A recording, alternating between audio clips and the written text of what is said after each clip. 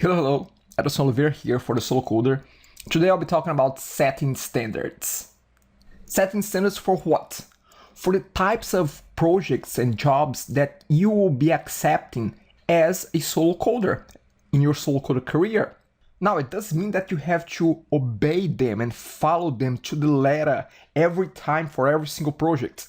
You might just be starting your solo career, so how can you really impose a big list of standards from the get-go? You cannot. It's not feasible. Even to me, sometimes it's not feasible to do that, but you can use and have your standards as a way to check if you are getting closer to your goals of the types of projects that you are willing to take. I'm going to give a few examples here on which areas you may want to consider setting standards. From a technical standpoint, hopefully you are focusing on one particular technology, one particular niche. So, are you only accepting jobs and projects within that niche? Yes or no? But again, you set your technical standards there. Money-wise as well.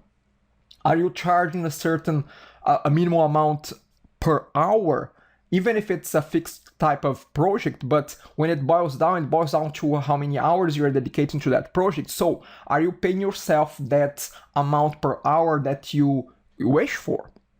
That's another standard. Do you have a minimum project size? Maybe you are not willing to work on projects less than $2,000, $3,000, $10,000. That's a reference point as well. How much are you charging up front? Are you charging 25%, 50%, 100%? What's your deal? What is the standard there? Do you charge a premium fee for rushed work? In terms of the type of clients that you want to attract, do you want to attract a more technical savvy type of client, or you are willing to work with newbies as well? Another aspect.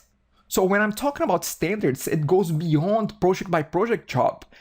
It's setting standards for your time as well. Are you willing to pick up the phone anytime that the phone rings, or you just want to let it go to voicemail and you prefer to book appointments with clients, with prospects? How do you want to manage your time?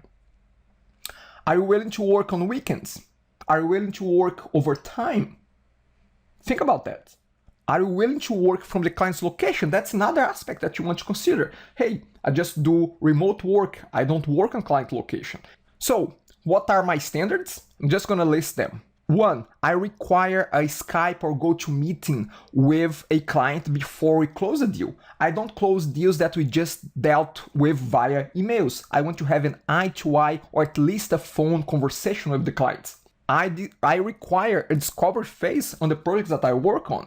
I require a 5 to 10 hours that we can really nail down what needs to be done, and I charge for that. I have a minimum hourly rate of $75, not that high, but hey, it's my minimum there. I require 100% upfront payment on each phase of the project. I don't work on client's location.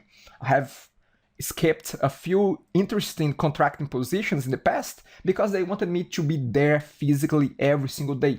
I don't do that. It's not on me. Actually, that's one of my goals. That was always one of my goals with my solo coder career, is to be able to work from anywhere. And very last one, I only work on projects that I can allocate a maximum of 2 hours a day on my personal time for that project. If it goes beyond 2 hours a day, I cannot take it.